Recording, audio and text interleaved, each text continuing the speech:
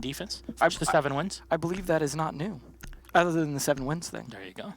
Just reminding everyone, I know it's been a whole year since some people might have watched Pro League. I hope not. Well, since 2018. That's true. That's true. There was a joke embedded in there. It's a euphemism. But people think that at some point people are gonna say like, "Hey, do the other casters not know how to have fun? Like, do they not joke around?" We do. What? What is fun? So that's 2 shields essentially banned. We've got Monty and then Blackbeard, although it's, he's kind of a half a shield, but this is definitely something.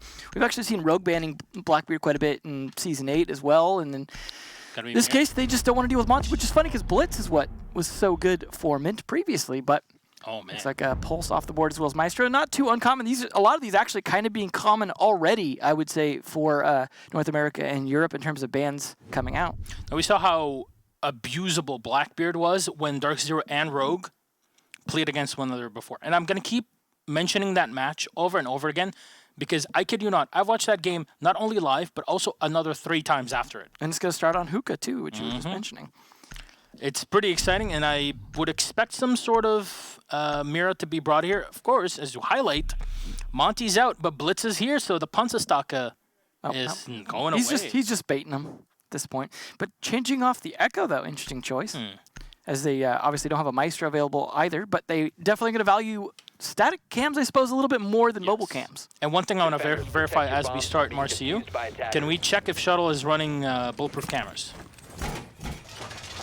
on the Rook? Yes. No. Interesting. Gotta have those impacts. Okay, fair enough.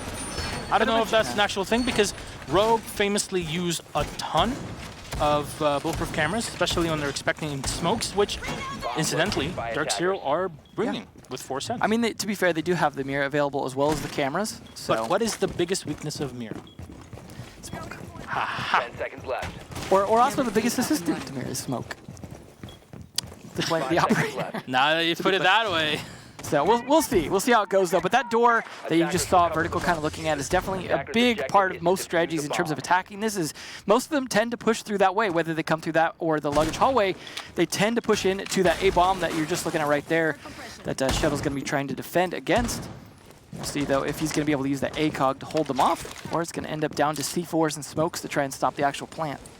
Now, the window was notified by the players at DarkZero, like, okay, well, guys, watch out. There might be something. We saw one part of it broken off, so you gotta worry. Grenade's been gonna be lobbed in the back, and Vertical will eat just a tiny bit of damage there as he was sitting behind the bar. Of course, the smoke, there's no ADSs available, and again, he'll eat the second grenade, but a bit too far away. He should be able to verify here, but a bit of damage has been done. It's not a lot. It doesn't warrant a reset, that's for sure. The nice thing is to scare him off that spot in terms of not being able to hide behind that, because that is a difficult spot to clear without grenades.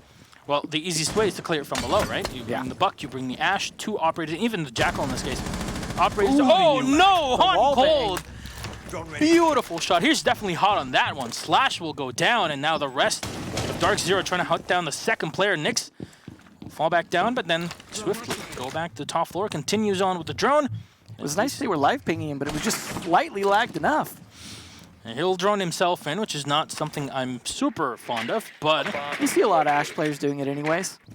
They tend to need that real-time info to be able to act on it quickly, and sometimes communication just isn't robust enough to say exactly where the position is. Sometimes droning for yourself, especially if they don't see the drone, is exactly what you need, and it's exactly what Nyx just used to shoot the face right off Vertical. Beautiful here, but this is what Shuttle's going to try to do, shut down the Ash. But no, it's Nyx to hit the shots. Beautiful bit of play here, 2 left alive for Rogue. Easily and Eclipse. More goo mines being deployed by Easily. He still has impacts in the back pocket. Pojo Man moving in. A minute 5 on the clock with only Eclipse alive, and that's Eclipse. We'll find one on Mint. At least slow down DarkZero for a second, and Eclipse will find the second one. Jarvis is on the floor. C4 thrown out, but will not connect, but the mirror window in the back is broken off, and Hookah and Hot and Cold comes in for the finisher. Through Hookah, threads the needle through the smoke, and will find the kill. Beautifully executed here for DarkZero, and just... Rogue not really knowing how to play against them. The fact that the Buck and the Ash both penetrated through the hallway and found the wallbang early on definitely hurt Rogue. I gotta say, yeah, that wallbang definitely really set things off in terms of them just not having enough manpower to be able to fight the Ash of Nyx coming in as aggressively as he was, but also the fact that he was just landing his shots. He commented on him droning for himself, but it was absolutely what he needed to do just to like have an idea of how he can enter from the angles in the doorway to be able to find whoever was playing behind that. And of course, they'd scared them away from playing directly behind the bar. Instead, he was kind of playing to the side and behind just a little bit. So just landing your shots, especially the long-range shot that he got across the room into billiards, was definitely the shots he needed to make. And unfortunately, they didn't have enough utility or enough manpower to stop it. And once you're kind of low on those, you pretty much got to expect you're going to get killed from behind from Hookah, because you absolutely have to be doing exactly what Eclipse was doing, which is focusing on the Aqua side, unless you know you've killed enough of them as well. But not enough early kills from Rogue there kind of left him straggling. And that's the problem. When there's no refrags and you can use them to your advantage, it really becomes complicated for you to come back in a position where there's multiple angles where you can get pushed by. And in that case, there's Hookah, there's multiple windows, there's the hallway, there's cool 5 stairs. There's so many positions where you just have to worry about that. You know, at some point, hey, we're low on manpower, whatever. We're just going to try to hold it this way. And if it doesn't work, it's all right. We'll do it next time. And that's the nice thing about trading as a defender, is if you're at equal man count, you're still in the advantage because you've got time pressure on your side. So if you can at least trade as a defender, you're in a good position. Fortunately, that was definitely not the case last round. But now they're going down to Blue and Sunrise Bar, so it's going to work a little bit differently. But it also means some downward destruction coming out from Hot Cold. Oh, nice. But then the clash should make things spicy. Indeed, and I'm very interested to see how Easily runs this one here. Maybe as having a player to support him in the back. There you go. Easily just going to stand forward and push the buck back. Because, of course, the clash isn't as great as she was before, but at least it'll force Capitao out, and Hot and Cold will find the kill. Vertical just kind of stuck here between the doorway and the CCE shield, and there's a second kill. Shuttles down, and I'm not sure where the Jekyll is playing, maybe from the top floor. I mean, the Twitch of Jarvis here popped one of those mirror windows, which should leave Eclipse in a pretty bad spot. Easily will have to fall back and worry about multiple angles, and Rogue, having opened up the entirety of the blue bar, can't really stick there. They'll have to keep as much manpower as possible inside of this Sunrise bar. Let's see DarkZero just home in. They're trying to find some information on their opponents. 1 kill and 2 kills for Slash, though, as he runs in. Can he find the third? No! A bit too greedy. Jarvis will shut him down. It's at least diffuser spotted on the floor and information given back. But where's Eclipse? He's in the main lobby. We'll try to go into CCTV here in the security room just to try and put even more pressure on his opponent. This is a lot of offsite play when the only one onside the drone spotted him. The drone spotted him. Oh, no. They know exactly where he is. The drone was lit up in red. And that's his cue to get the hell out of there. Yeah, it's definitely the case where he's maybe just overextending himself with no one left really on site. I think he's just hoping to go for at least enough kills, get back to site, and then burn time at that point. But when they had a minute and a half left when this started to be kind of favored towards DarkZero, still looking like the case because no one else has fallen yet. Nyx still has health. That's all you need. This is the problem. When you're relying on your Clash to do the fighting, that's definitely not a great position. Now, they'll spot the Jackal as he dove into the site, but the Ash of Nyx is already in the Sunrise Bar. Diffuser's already been set. Yeah, sure, you can dodge all the bullets and eat them all up, but there's a certain point where you can't try to shoot with the shield. I don't know how effective that'll be, but there you go. Jarvis will clean up easily, and DarkZero in complete control. And if there's a team that is very... Can we just take a second? Oh my god, that... I'll get you next time. Yeah. Sucks the shield as no hold bars game. Oh my god. It's unfortunate that that Slash got as greedy as he did, because taking those 2 kills and going back to another position where, I don't know, they wouldn't have known he was He had the diffuser. He had it on the floor. I think he was just hoping to punish them enough for not doing anything about him, but 2 kills and the diffuser is such a good advantage to have. They absolutely could have played it because they could have brought the Clash in there to watch the diffuser. Had they done so, the Clash can do so without real repercussions for the most part. They did. Keep Slash somewhere in the vicinity so he can strike based off the information that easily is able to relay, and then you don't have Eclipse having to rotate off site the way he did, getting caught by the drone. It was just... They played their hand overly strong in terms of like aggression, and I understand like they wanted to play the aggression and try and catch them off guard, and they did so, but then continued to do so when, well, they were on guard at that point. Just I don't know. not the smartest of plays after capitalizing on that. Now, this is the big change, though, for Rogue.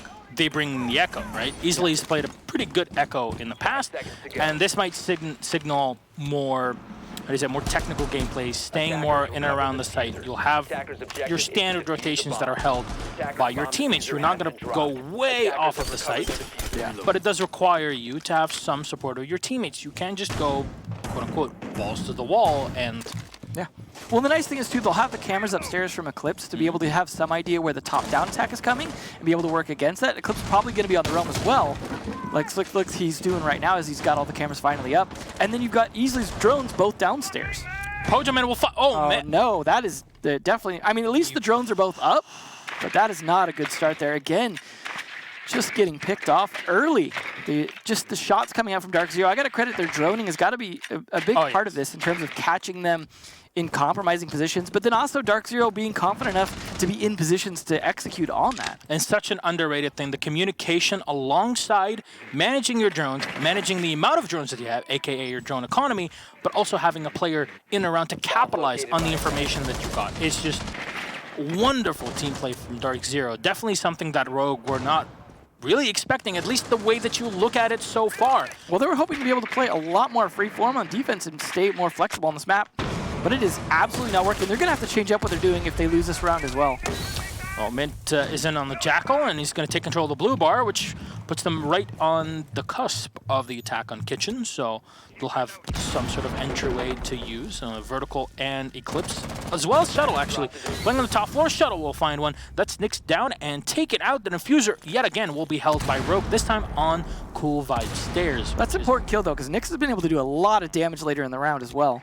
Indeed, and having the Diffuser compromised in such a position is definitely not something you want to really have as an attacking team. You just have to go and get it back, but you can't just go up the stairs and try to clear it. I gotta wonder why Nyx was even carrying it. I completely agree.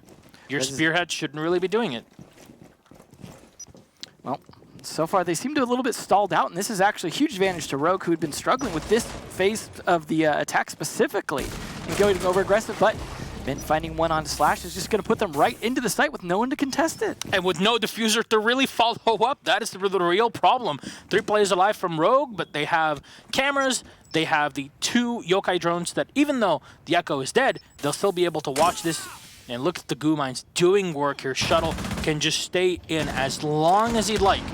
Smokes just thrown in the back just in case somebody would like to push in from the back, and they'll get the finisher. Hot and Cold will get the kill, and the Diffuser 3v1 as Eclipse will have to rotate in. But again, you leave the wall soft just in case you got a retake, and Eclipse, even through the wall, will make it happen. 10 seconds left on the clock here as they have to go for the finisher, and Jarvis again dives with the F2, and will take down Eclipse. Beautiful play again from DarkZero, salvaging the round from their own mistake of leaving the Diffuser in the hands of the Ash of Nyx just to charge on it. Well, getting site control is definitely what changed things. They were definitely stalling out quite a bit, but once they had an idea of what was going on in site control and then getting the kill onto the mirror player, they were just able to charge on in because, again, they were overextended outside of the site. Eclipse has been kind of the key defender most of the time later in the round, but in this case, he was, again, off-site. Now, they've been changing sites every single time and rotating, but this time they're finally going to repeat a site because while there are 4 viable sites on here, you know, it's still a lot of teams have one that just don't find as appealing in terms of the way they want to do the defensive strategies. In this case, it seems to be Penthouse, which is not a huge surprise despite the bans working somewhat in the favor of that because Blackbeard, for example, is banned. Mira is available. They have some things that kind of work to their advantage, but just still not wanting to deal with it. And Mint actually sticking on the blitz here should make this interesting for this round because now they can be extra aggressive against the roamers of Rogue. You know what I think is the most interesting change in this round for Rogue? The mute. They've been struggling because DarkZero have been able to get a beat on them every single time with their drones, right? Absolutely. So what does Rogue do? You know what? We're just going to get some jammers, 10 seconds left before insertion. and we're going to set them down. And we're going to make sure that these drones have the hardest time possible figuring out where we are. It's a very logical change, and I want to see it work just to be like, hey, here's yet another reason to play Mute, because right now Mute is in a perfect spot. Some would say a bit too good of a spot, but still in a pretty darn good spot to do many, many things. You see so many of these Mute jammers put upstairs Vertical even going for the early peek here. He won't find anybody by the Lamborghini doorway, but that's just... It's worth a try. You can get away with it. Well, the upside, too, is the Mute Jammers will potentially jam Mint's flash if they happen to be in the vicinity, although that's unlikely to be the case. But Oh, it does it's occasionally Macy happen. J clip. Is there Flash me now. Oh.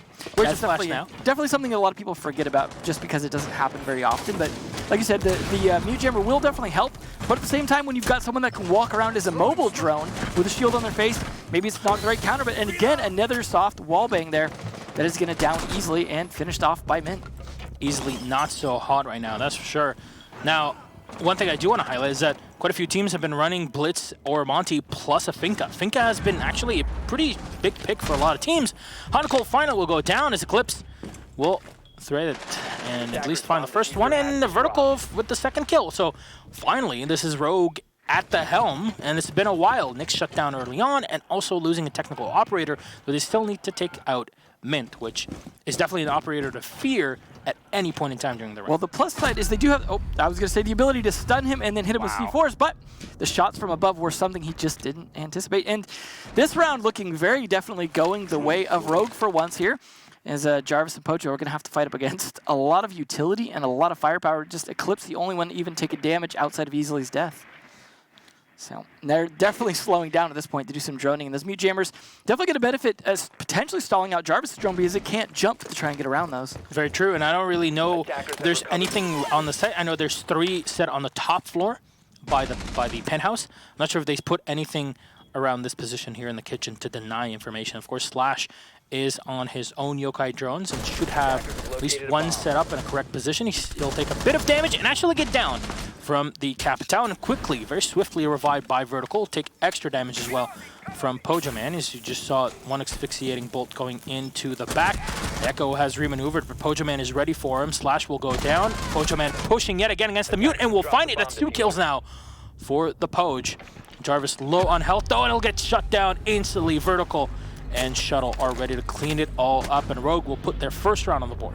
Definitely, finally they're repeating a site and then incrementing on what they're doing instead of, or iterating rather than just changing sites. Now that they've got the information though and the iteration there, they can start to go back to the other sites because they've got that information. Of course, they can't play Kitchen again, so they'll go back to Hookah, the original site, now that they've got a bit better idea how the attack potentially will come down from DarkZero. But of course, a lot of that depended on Nyx landing his shots early on. So if they can just stall out Nyx a bit in terms of being able to maintain better control and potentially stop Mint here, however, they won't necessarily have the advantage of being able to attack him from above this time if he's on the same floor as them because the bomb site is now upstairs. Of course, that was kind of a situational thing either way, but they're going to have to find a more direct way to deal with this confrontation. I mean, he may just be downstairs at first trying to clear the floor for them, especially if they have any trouble droning for any reason. So there's no Mute in there to stop them this time on that, so they're just going to be able to clear fairly effectively. No Echo this time as well. So those C4s, I think, can be a little bit harder to land because you can't, for example, stun him with the yokai to give yourself an opportunity to be able to do a little bit more against him, but that's not a common thing you're going to see happen all that often anyways, just because landing that shot on a full charge, you know, steamrolling blitz, not easy to do. That's why he's got the elite skin on. The Panzas, what do you say? It's Sterica? If you can't pronounce it, I'm not even going to think about attempting. Because I know the A with double dot is like, because you say das gefällt mir nicht, which means like, I don't like this. But this is a bit odd. And that sounds like a useful phrase. I never got to use it myself.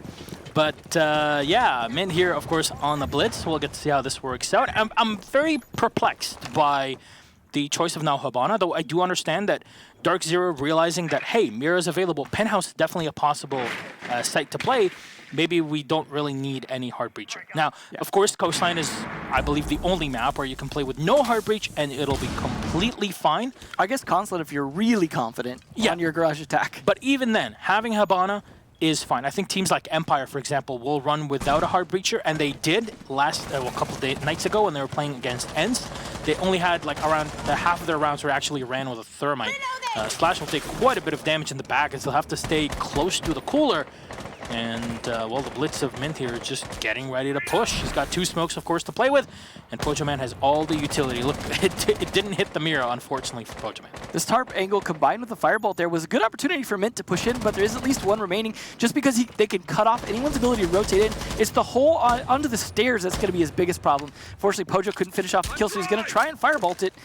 Nope, it looks like him and so Slash and Easily both going to get away with not dying so far. Easily still on the floor. He can get picked up, but that is a very difficult angle. And no C4, around either. Unfortunately, it'll miss, and Shuttle will get the kill on Mint. Jarvis with 1.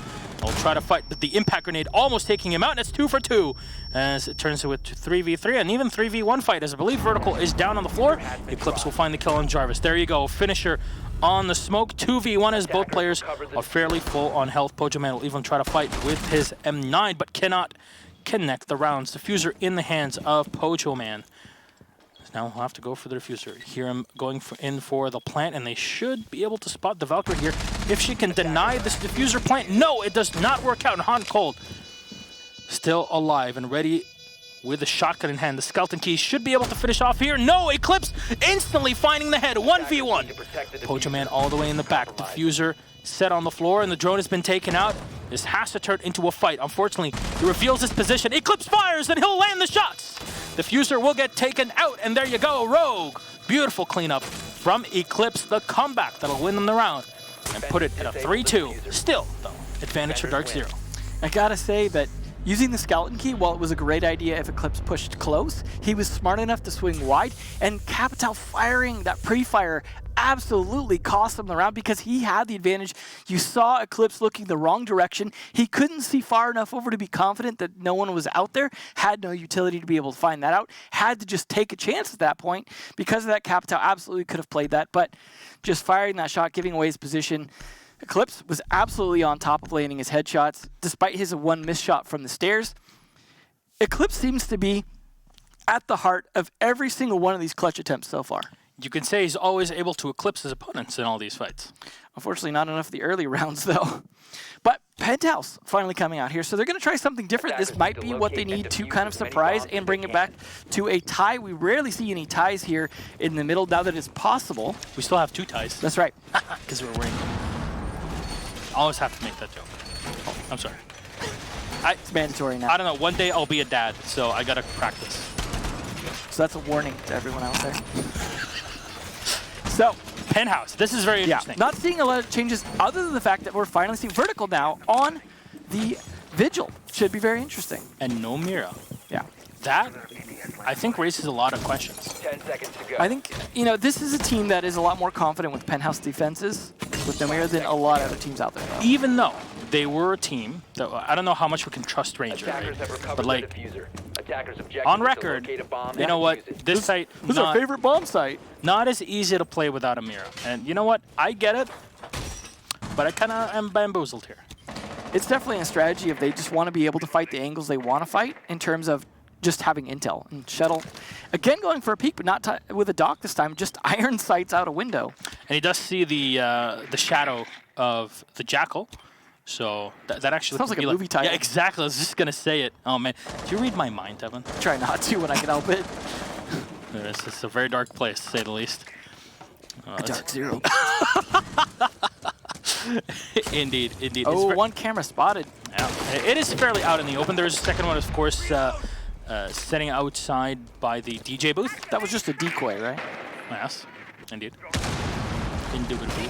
All right, well, good use of the remote breaches there to open up the floor because they don't want to use any grenades to do that and don't want to risk Hot and Cold going in there too far and using a Skeleton Key up on the floor. But that is a bit of utility used that could potentially be used to open up maybe some walls if there's other soft walls they might want to use, say the VIP side, opening up into the hallway, which they could still do with bullets.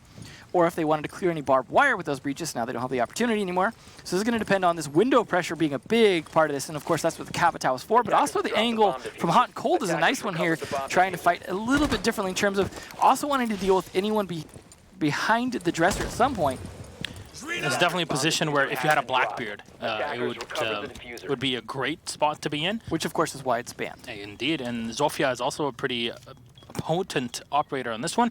Also, the Capitao kind of fills some sort of role close to her. I like to say they kind of are side grades to one another when it comes to utility. Interesting to see Vertical playing so far on site here, with Slash the one playing Eclipse's role this time, and Eclipse the one on Dock. So he's actually going to be able to fight some of those longer angles, probably going to be playing back in Theater, which no, he's not doing at the moment. He's actually playing a Dock far roam to make sure that the other side of VIP stays clear. Oh, Nick's fairly low on health. Touch that on the balcony. Vertical pushing him up. But Pojoman will find Slash and take him out. That's a Valkyrie removed. Not sure if she already used her C4, but that's definitely... Oh, Vertical! Beautiful play, and you see the Vertical play as well from Hot and Cold, trying to find the angle on him, and there you go, taken out instantly. Hot and Cold definitely on fire here, and the Jaeger in the back has dropped a bit lower on health, but Eclipse was able to put him back up pretty much on full. Shuttle as well, ready to help out, as Mint will come in from below. This is definitely something that they require. I like that shield as well with the rotate hold. That's something we saw from Zig on Liquid work very effectively when he was playing Doc. Very true, and he can play that position for a long time, and almost the whole magazine expended is still a trade. 5 seconds left on the clock, and the push has to come in. Fire in from the pistol, Hot and Cold as he goes in for the fight against the Doc. 0 seconds on the clock. And the defense of Rogue will just win it off of time. Very well timed here. Good comeback, 3-3 to go into the second half. So that's a good way to start it. I mean, the only other tie we've had at the half, Secret G2. And we know how that turned out. So in one team winning. Yeah. Well, I think that was the only predictable part of that. Fair enough. We'll see, though. As things go now, it seems like Rogue has warmed up quite a bit. And usually the team that does poorly in the beginning that warms up after that very often has a tendency to kind of swing and kind of landslide that into some serious play. And I mean, now that it's got with 3 rounds in a row for DarkZero, now 3 rounds in a row for Rogue, they were kind of close rounds, but we did start to see them start to get a bit more confident and also not overextending themselves nearly as much, as well as doing things to try and counter what DarkZero was trying to push on them. And Mint Split's just not doing enough to really change the equation. No. So definitely seeming like Rogue on a good foot, but now they have to go in the attack. So we'll see Nyx to be the one to actually play the Vigil this time. And the first castle coming out here, this time from Pojoman. They are going to be playing on Bar, which is blue and sunrise here, so it should be interesting to see how that castle barricades factors into this. They may use it to kind of help secure some of the kitchen area potentially, or to be able to stop any of the doorways. You see the doorway there into Sunrise Bar being slowed down, so that way they have to deal with that. They may reinforce the walls as well, potentially. I imagine they might have actually from the other side even that we just can't see, but nice open shots there into the blue bar. That's going to be interesting to see if they end up having to drop courtyard if anyone tries to plant behind the blue bar, which is a common thing to do. People kind of come in there, sneak in through the doorway, try and plant where you just saw Jarvis run through there. So see how it comes down, though. A lot of holes being open to try and help make sure that doesn't happen, so that way they can play someone there. You see the bulletproof camera as well. I got to imagine that was probably from Jarvis on the dock bringing that out. Although it could have been from Nyx, just very unlikely. He's most likely with the impacts. It is a completely soft wall, though, behind it, so you got to be careful. And in the meantime, Vertical will try to push him from the back. The castle barricade will give it all away. And there you go. That is a bulletproof camera that was run by Jarvis himself. So there you go. The Zofia will send in one Gizmot, and they should be able to rush him down. Will they find the angle? Yes, they will. Vertical finds it, and that's one. Nyx the second one to go down as well to the Commando of Easily. Greatly played here on the attacking side for Rogue so far. 2 players essential here on the squad that have been taken out. Interesting enough, a lot of people will say, oh yeah, but you're playing a Doc and you're roaming with them. That's really bad. No, actually, it is all about a mindset. It's not really about the operator. Keep that in mind. And the Hot and Cold will drop. I believe that was explosive. I'm not sure if that was an impact grenade that was thrown in, but Hot and Cold is down on the floor as well. Should be able to pick him up. Vertical will find a bit of extra information here on the Cool Vibe stairs, but he can't really move into it and capitalize on anything just yet. It requires his teammates to be in better positions, and maybe even someone pushing in from the top side. Eclipse will get one. You see the Buck firing in from the side. Easily just jumps on in from the window, and now they're all going to converge to try and fight against Mint. All 5 players in, and Vertical will find the last. Mint is down on the floor and taken out, and Rogue, a flawless round here on the attack on the double bars. A lot of that was good droning. You saw even the Doc, for example, he thought he was in a great position, had the coverage from the bulletproof camera, but guess what? You saw the red ping.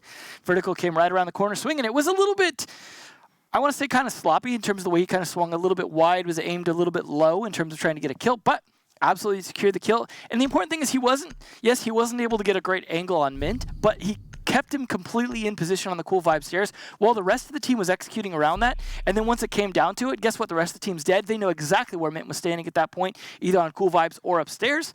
All they had to do was hear the shots from him. They absolutely knew how to execute on that. And Mint really didn't have much of a chance at that point, other than maybe just a little bit of luck in his gunfights. So good droning on their part as well. So we're seeing droning be, kind of as expected, a huge component of winning a lot of these rounds in terms of being able to make the kills that you want to make because, well, again, the map being kind of the circle, you're limited in your rotation capability unless you want to jump into the courtyard, which we saw, for example, Eclipse doing previously. It's tricky to cut across and surprise someone. Once you get drones, you tend to get trapped and pinched, especially when they have good control like the way they've been doing a lot of these executes. But now the advantage on Rogue's side on the attack first. So if they go the 3 rounds in a row that we saw, for example, from DarkZero, then DarkZero, of course, would have to go 3 rounds in a row again to flip that around and end in a tie. But I think it's so far swinging a bit to Rogue's side. We'll see how they execute on this particular play, though. But a lot of cheeky peeks here potentially coming out early on. They might actually go for a peek upstairs again. Just so many spawn peek attempts from both of these teams. That is some en fuego cojones here from DarkZero. Yeah, the double Rook, Doc, spawn peeks, not to mention Nick's trying to mix things up a little bit. It's like literally every ranked game. Yeah, I mean, if you're doing it, it's because it works. That's true. Actually, I have to say this for a second. Everybody's like, oh, but they're playing as if it's ranked. That's why they're winning. It doesn't matter. They're using what works from ranked. 100%. As long as it works in a competitive setting, it's absolutely on the table. Yeah, there's a difference between a not so smart play and then one that is, I don't know, very, very ballsy, something that shouldn't realistically work, but still does because of the coordination that it required to actually make it work. There's 2 things that I feel should very much be distinct in the minds of everyone. Funny part is none of them have worked so far, but they've been continuously doing them just on that off chance because there's so little punishment that can happen back against them in most of those. Might as well abuse them if you can, just to, I don't know, roll the dice a little bit and hope you catch someone who gets a little too comfortable. But at this point, I think everyone's dealt with it enough, as you mentioned, in ranked, to be a little more comfortable not getting picked by those. So we'll see. You know, rounds or match is not over yet. Could still see it happen. But good control here coming out from Shuttle early and then droning to see what's going on above him. It looks like he might have spotted some people here potentially. Be looking for it behind the bar. Oh, lost the drone, but I think he has an idea where it's going to be at, and you see a ping come out there. Vertical needing to capitalize on this a little bit to try and approach towards theater side as well.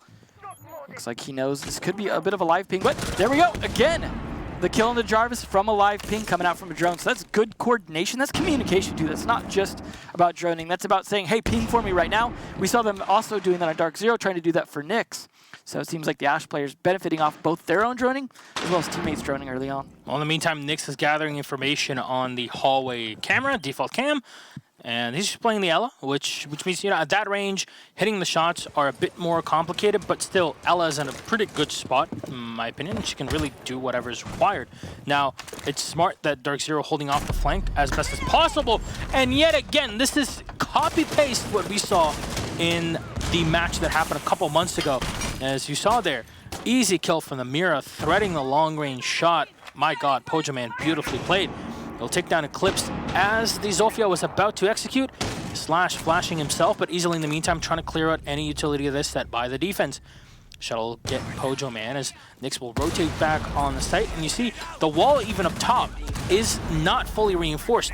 12 seconds on the clock and the push has to come in. Slash is watching any rotations from the big window. Will go in for the diffuser plant. Shuttle is downstairs defending against any potential C4 play. Mint will find one, but they all rush right in and they'll deny the diffuser. Easily down on the floor in DarkZero. That is the definition of, guys, he's there. 0-0 on the clock. Let's go. Yeah. Absolutely, just charged in with the right timing, and it was just the fact that you saw Vertical take the shots and then go prone. Unfortunately for him, he was trying to, basically if he landed his kill and finished his kill behind that little minibar, he would have been able to be in a good position still to defend against that. But the fact that he didn't finish the kill meant he had to go prone, so he just get fired back upon. In doing so, he gave his teammate up, unfortunately, went to stand back up to go for that kill, and that was unfortunately the time when the L had rushed into the room, and it was all on timing, but like you said, it's 0-0 on the clock.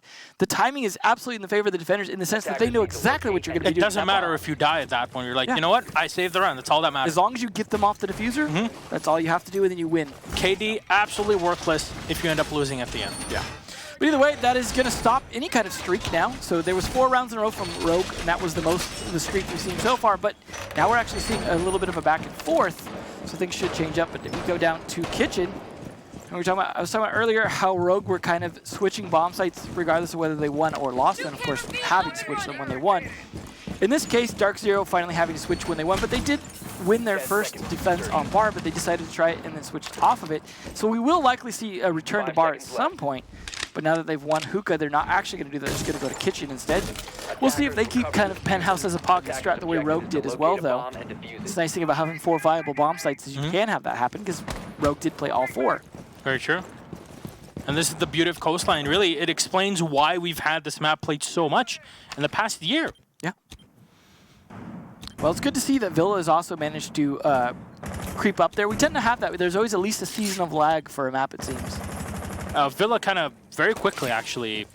Well, we kind of put it in the map pool, and we have a small enough map pool that kind of had to get played. Yeah, and I think people are starting to really figure out a lot of the details in Villa, and we'll definitely see a lot more of it this season. 100%. That is a foregone conclusion, my friend. Yeah. So, Rogue again on the attack. This time they're going to take top floor control to attack down. And checking for potential goo mine. As nothing will be spotted.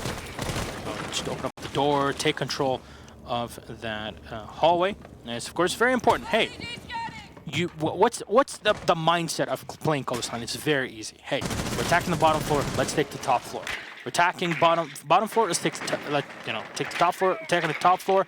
We'll go from the bottom floor. And there's clear out the flanks to attacking the top floor. There's people who attack from the opposite corner, or people who attack it from directly above the site, like the way Rogue is doing right now. It really depends on how you droned and what you find, and how you're going to try to capitalize. Or if there's 3 people set up in theater and you want to fight them early on. And that's basically what guides you through this. Of course, there's been no Jaeger played. As the first grenade will miss, the second one will be dropped in the back, will bounce around, but still not find anyone. All drones been taken out as Shuttle watching the hallway from the penthouse. Still hasn't found anyone. Well, at least the 2 grenades cleared out that possible position as someone being there. Very true. There is one reinforcement in here, and Uncold has 1 spot as he finds it. Jarvis get the kill on Shuttle, and have to worry about the window for just a second in case anyone would like to go for a cheeky peek. As you see, all of these punch holes have been set up, which means you got to be careful. Vertical moving in, and he does not spot Jarvis crouching on the floor. Eclipse will get fired upon for just a bit in the hallway. Flash will be thrown on the side, but no one's going to push this. Jarvis will take the advantage in the moment, and no! The Ash of Vertical not looking in, and both will go down. Jarvis with yet another kill. That's 3 for him in the round. Slash, last man alive in this 4-to-4. Rogue and DarkZero looking to get that 5th round up on the board. Hello. Oh my god, there you go. Hey, that's one. Oh, the timing though. Had he done it earlier, he would have found the other one. Close, but no cigar. Well, Jarvis definitely having a much better round that time than he had in previous rounds. Didn't get droned in live ping to get killed, and the fact that he was able to stay alive in the hallway and actually using that big open hole there made such a difference for that round because they were just not able to deal with him. You saw, for example, Vertical come around the corner, completely fixated on trying to finally kill Jarvis. That's what got him shot in the back of the head. Yeah, not realizing that, hey, there's actually a dude right there. Absolutely, and that theater defense, the fact that they were able to hold it as long as they were, the grenades didn't find anyone, even without, as you mentioned, the Jaeger, which is finally being picked this time by Jarvis instead of Doc, which is being taken up by Hot and Cold, although there could be a 6th pick. But the fact that they're able to do that and then get Jarvis in the hallway to be able to fight that from an angle, I'm not sure if that was bucked open or if it was a impact nade that opened that hole. I'm assuming impact nade.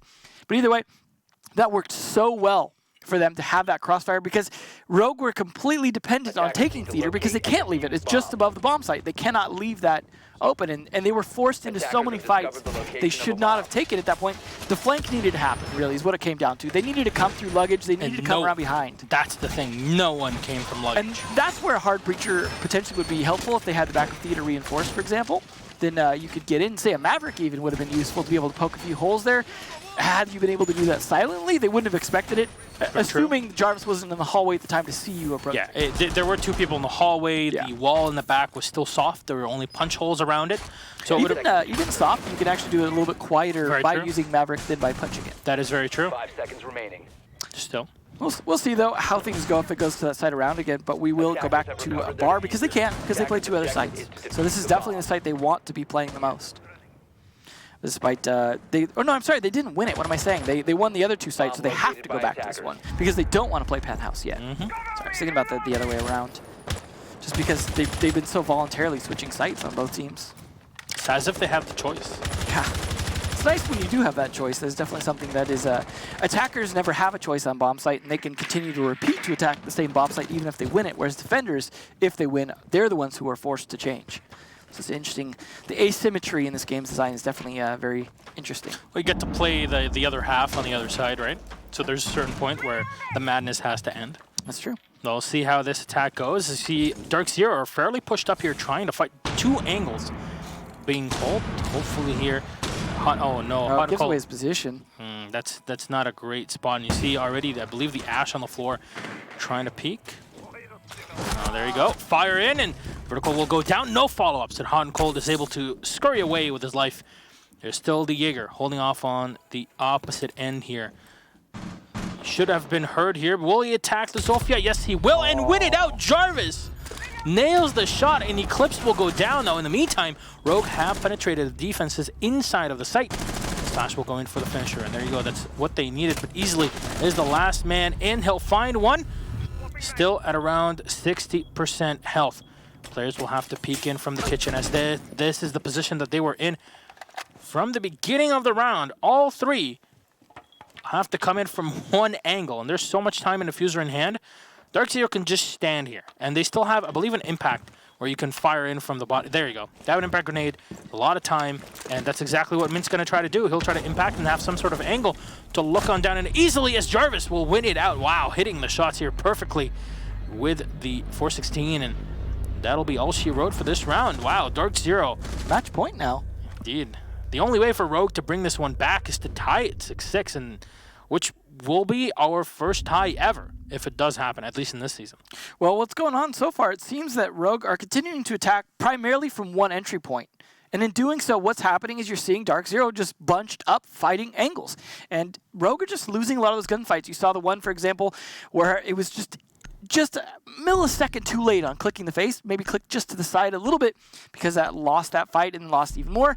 DarkZero just playing, even when it was a Jaeger versus an ACOG, and when he's not with the ACOG anymore, still winning the fight against it is just, despite the advantages sometimes Rogue is having, they're getting a little predictable in the way that they're pushing in, and they're not really rotating around to adjust for that. You saw a bar attack finally towards the end of there. Once enough people had been killed, they finally gave up on the kitchen, but it was a little too late. They'd lost too many people at that point.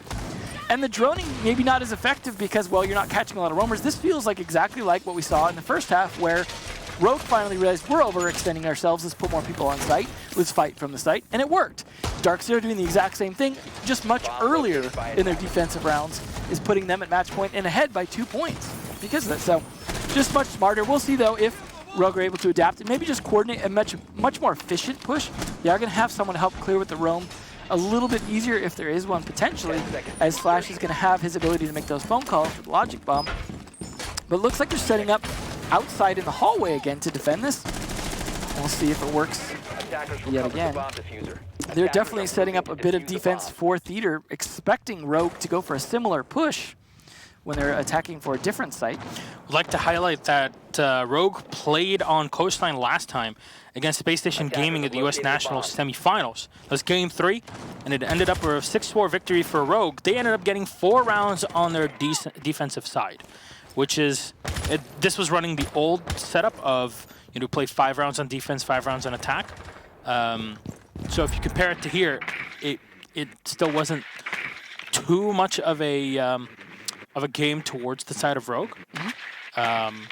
Yeah, and that was with Vertical on board, as that was somewhat of his debut. And they also played it against Sinister in the quarterfinals. Keep that in mind. 6-2 victory on this map as well for the Rogue boys. So we'll see though. They Now did lose this to Norengo. That was hilarious. Yeah, that was a very good day for APAC, to say the least. Yes. Speaking of which, hopefully everyone caught the APAC qualifiers, and if not, go back and watch those VODs. It was very exciting. We would like to congratulate Mantis FPS, the Korean Spoiler team. alert. The Korean. Hey, it's been a couple days, dude. I know. You gotta. You know, we were watching it. Got to catch up at some point. Gotta catch up. There you go. It's like mayonnaise in here. Mantis FPS, of course, our South Korean team are heading to Montreal for the 6th Invitational. Can't wait to see the boys there. But Shuttle here is peeking in, trying to find and see someone through the holes. Because you know what? I think those work both ways, as they say. Absolutely. But it did force him out of the room, and now he's going to have to use his windows from the outside of the hallway. Thankfully, he set those up earlier, but he's got a crossfire from Mint.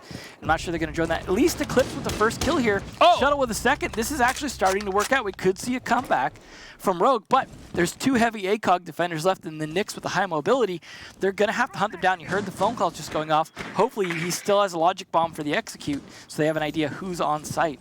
It was a problem. Rogue trying to fix it here by having the Dokkaebi on Slash, or Slash in the Dokkaebi. Same thing, right? Hopefully.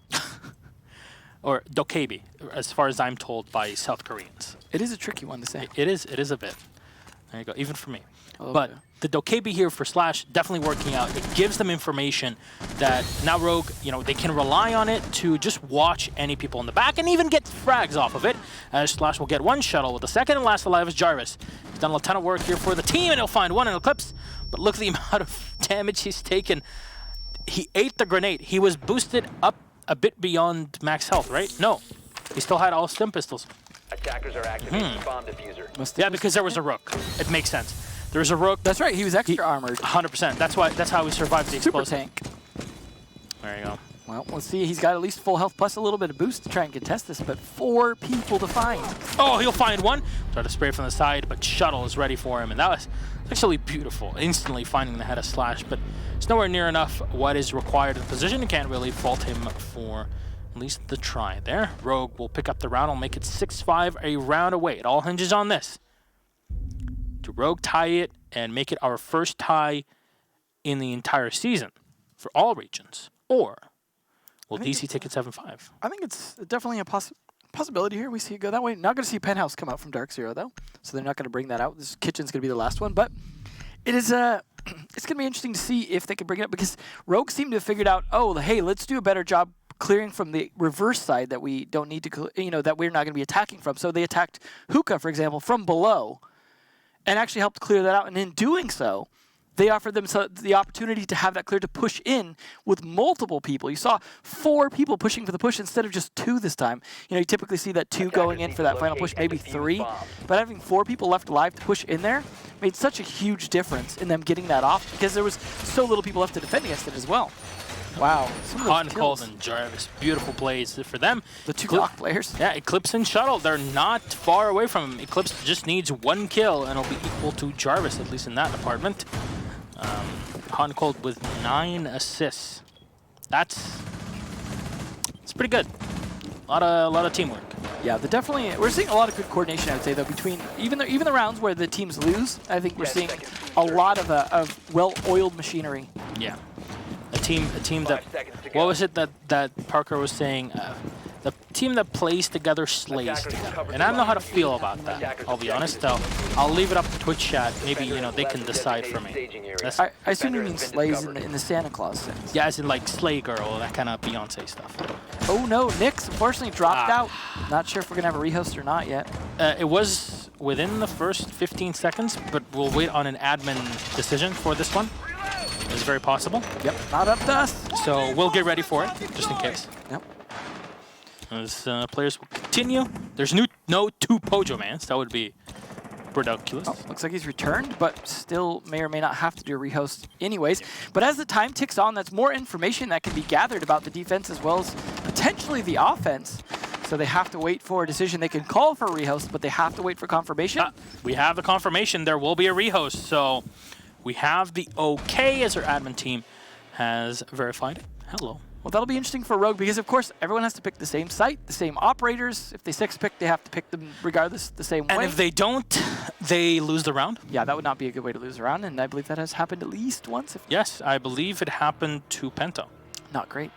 But that means now the attackers of Rogue have a bit more information on the defense, depending on how well they droned it and how much they might have even got a little more sacrificial with the drones just to gather that information, you know, pending the rehost. Yeah, because they kind of realized, okay, within the rule set, this should be allowed. So Yeah, that's a risky thing to do, but yeah, again, we'll remind you, if there was no kills early on and it's within the first 30 seconds of the round starting, not the prep phase, then you are allowed to call for a rehost, especially in this case, there was a drop.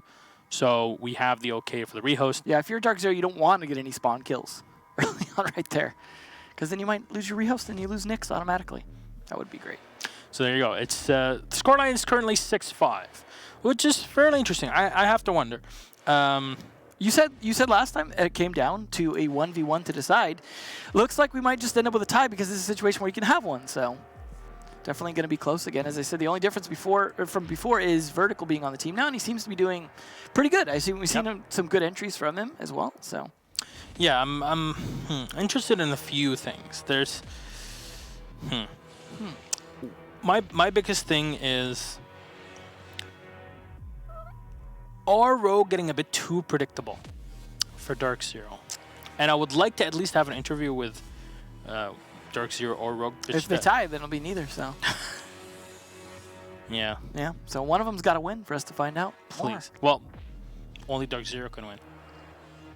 Only DarkZero can win. Oh, that's true, that's true. Yeah, because they already got to the 6th. That's a very good point, yeah. So that's true. Yeah, only DarkZero, so there's no way to talk to Ranger now. Except for through telepathy. Is that a bad thing? What's that? No.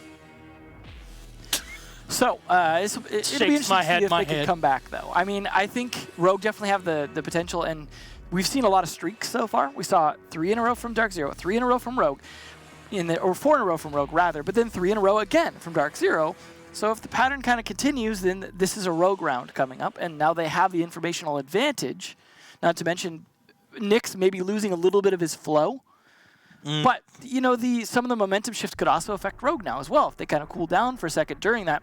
Gives extra time, though, to talk to Ranger. But then, of course, there's 2 coaches on DarkZero to talk to on that side as well. So, you know, 6 in one, half a dozen in the other kind of thing at this point in terms of who might have the advantage. But either way, there's going to be a lot of thinking going on as they get the rehost underway, and a lot of information that has to be set up for the rehost. So this is going to take a while because, well, they have to add all of those rounds of information to make sure the rehost goes correctly. Yeah, which takes a while of clicking. Which is another thing we should very much praise our wonderful observer for. Yep. As usual, Marcio likes a bit of praise here and there. It's, you know, good observing, but also there's a lot of work that goes into making sure the rehost is set correctly. So, yeah. Yeah, we need to have to. It's a bummer when you have to rehost for a rehost because it's, you know, something's slightly off. Yep. And the further it gets into a round, the more complicated that gets, and the harder it gets to make sure that it's accurate. You literally have to add like every single round, which I'm very happy. You know, we cast it back when that did not exist. Yeah, that was not fun. That was and of course, fun. we do still lose the scores in terms of kills of all the players. So, you know, stats-wise, you kind of have to go back and do a bit more manual work to adapt. Sorry, CGG. But it happens, you know. At least you can recreate most of it to make sure that everything else operates correctly from here. But this is the final round either way. So hopefully not a lot of information too critical to that. Because, I mean, I guess in theory we didn't really need a lot of the information to be recreated because it's like, well, we know what bomb site it is. There's no rotation options that have to matter. There's no overtime settings. It is the final round. So you don't really have to have any settings, I would say, that matter, other than the fact of making sure that, you know, that they choose the right settings and the right operator. So hopefully they don't accidentally choose the wrong operator. Yeah, hopefully we're ready to go here as we're just verifying that all the settings are correct. And then we'll head in directly to Coastline. I kind of miss Spain. We were in Spain in the summer. Oh. Valencia was nice, even though this is like Ibiza. We have confirmation. There we go. We're going to go. All right. So here we go, back to the kitchen, same operators, but doesn't have to be the exact same setup. Of course, they can move things like barbed wire, change what reinforcements they do. The actual setup that happens after the round start is where things could get tricky. Indeed. And what I'm very curious about, and this is something I wrote right now on my notes, in round 11, we saw the Dokkaebi play. And it was, I want to say, a bit instrumental to finding your opponent's positions, you know, holding them off in certain locations and trying to just choke them off one by one before you go for a plant. And you saw them just 6th pick to it, which is still secret information because because it was so early in the round during the rehost, it is very unlikely DarkZero has any idea whether or not that 6th pick happened before the rehost. Very possible. But of course, he still has to do the same 6th pick. He doesn't have the option on it just because DarkZero did or didn't know who he's playing as, but your drones don't have any identifying information to find out who you might be. And that is, of course, the advantage that the attacking side will have in this sort of way. You know, it's very, I think it's necessary for us to highlight that, you know, yeah, you drone things out, you know what your opponents are bringing to the table, right? But it does give you at least some chance for both teams to kind of really rethink anything they might need to adjust. Indeed. And of course, a lot of these setups start off a bit more default, and then as the round progresses, or maybe you discover what your opponents are bringing, then you'll try to reshape and remodel. We often refer to that a lot of times as pocket whatever. You know, you have a pocket ADS or a pocket mirror window, things like that, to be able to save, to adapt to what they need. Yeah. Impact nades probably being the biggest example of a pocket gadget that's very, very common to have later into the rounds. I have my impact grenade always in my back pocket. I was wondering why you were sitting a little crooked. Actually, I am. Oh no. I need to fix my my seat. You're literally tilted right now. Oh. Oh no! So close. He'll peek again and easily will yet again miss the shot. Keep taunting each other at that point. Attackers have located a bomb. But you don't want to be that attacker sitting outside trying to make that shot while he's just distracting, because of course defenders have the time advantage. If you were Glaz, though, that might be a different story. Vertical, though, being very careful about this drone. He doesn't want to give it away via sound, which is why you hear him kind of just creeping along as quietly as he can, but then jumping it there when he's a little impatient. You mentioned it, but yeah, there has been no glass, which on coastline is kind of... It's true, it's not banned. But that Latin America seems to be the region that is very dependent on glass in a lot of their strategies, or at least so excited about playing glass, they don't really want to change that up too much. Makes sense. They do have some of the best glass players in the world, so... you know, we'll talk about Latin America at least once. It's kind of a chicken and the egg sort of thing, though, isn't it? Yeah. Well, they are doing a good job droning again, something we saw Rogue doing on successful rounds, which is setting up these drones and then having a good idea on how to execute, especially on site there. Having drones on site this early in the round is actually a very good thing for your execute, because you have an idea. If you don't overexpose those drones and they don't find them, your execute could be much, much more effective. There you go. They're going to try to clear out the security room here. This shuttle opening up an extra angle for himself, just to keep his opponents on their toes inside of the room, as that position is a death trap for any attackers that wish to venture into it. Yeah, you definitely want to try and apply pressure as much as possible, even if it's just passive pressure by opening angles, opening... Well, there we go. Speaking of pressure, Jarvis finishing off his kill as well. He's been just so lethal on the Doc, as well as hot and cold. It's just Doc seems to be a staple for DarkZero. I'm so disappointed in that push there. Shuttle should not have gone in on his own, and you already see the ramifications of such a play. Slash looking down with one logic bomb already been used. 24 seconds on the clock, and it seems like the round went down so quick. Nyx will find one, hot and cold with a second. It's all up to Eclipse and Vertical. 17 seconds now on the clock for the push. Fire one another as Vertical is now at 50% health. The wall is completely soft. It's exactly what you need as the defense. Nyx will find one, but not the second. 5 seconds in. 4, 3, 2. Eclipse solo will push into the bathroom and will go down. He'll trade against Mint.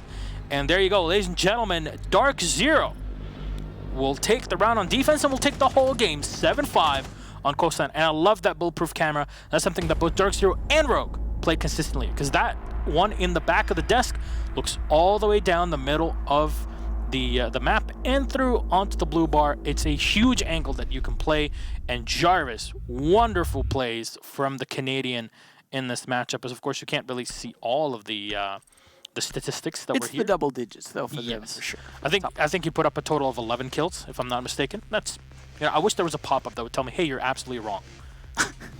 I'm sure there's a lot of people that can help make that happen. Including yourself. Yeah. But, yeah, DarkZero definitely, especially with the Doc plays, making a huge impact in a lot of ways. They did have the one round where they changed up who was playing the Doc, but it didn't seem to matter.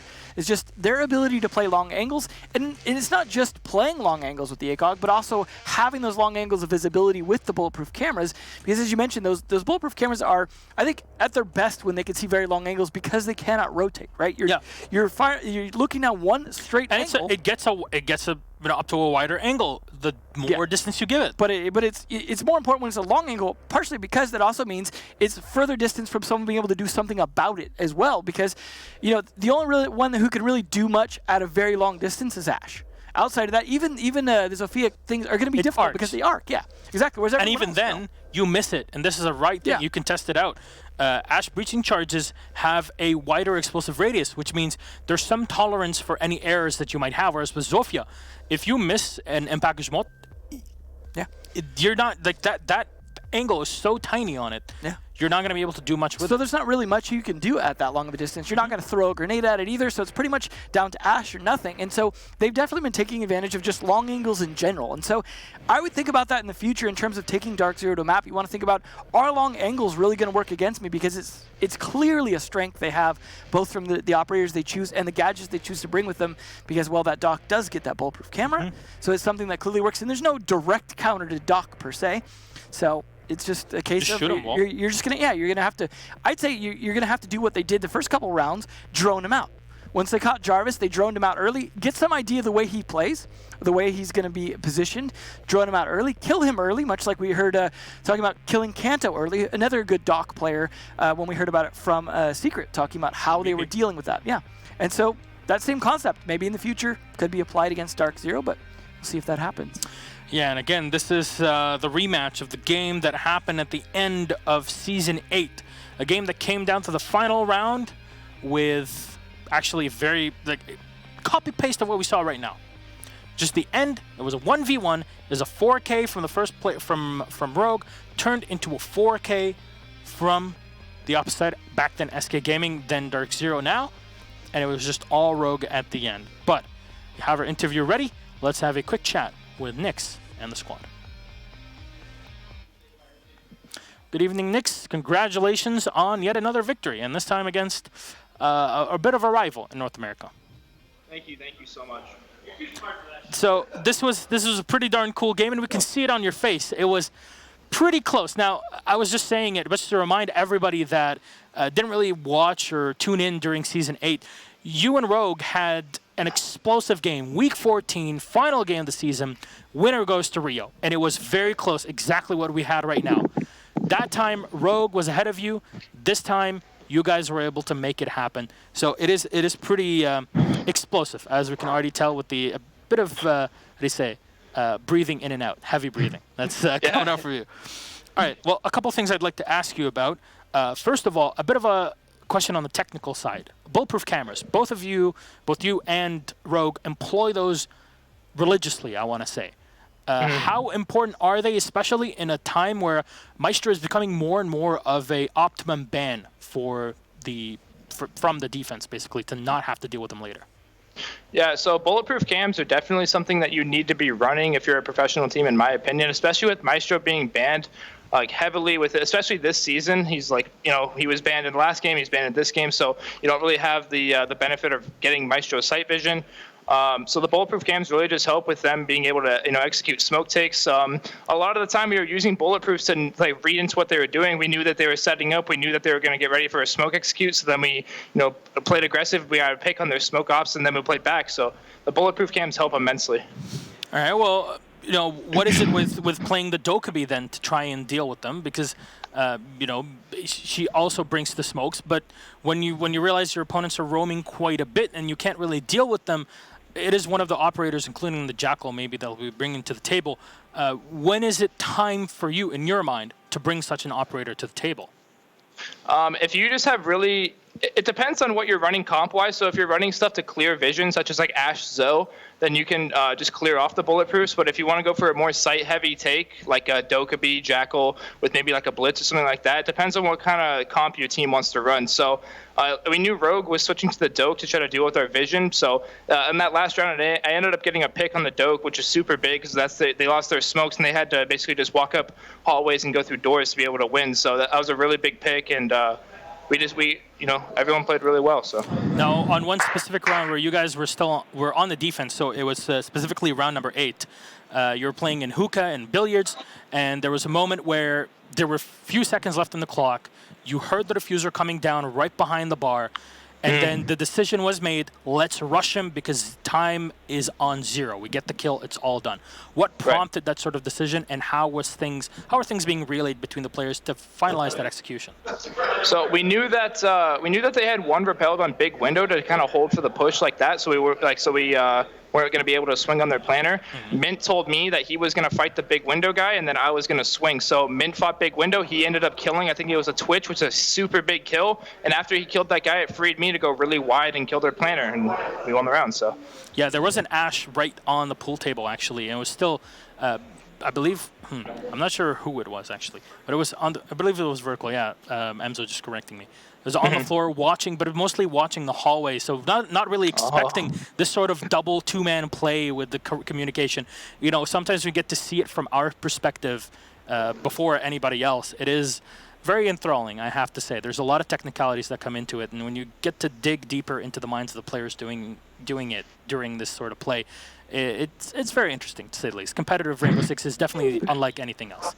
But definitely. I would like to thank you very much for the interview. Congratulations again for your victory against your big nemesis in North America of Rogue. Anything you'd like to say to your fans tonight, Nix? Thank you so much to all of our supporters. You know, we came out strong tonight, ended up putting up a really good fight against Rogue. They played great, you know, props to them. But we want to thank everyone that's always supported us, and you know, we just hope to keep this this win streak going throughout the season. So. All right. Well, thank you very much, Nix. Congratulations again to the team, and we'll see you in tomorrow night's games for North America. Good night. Thanks, Milosh.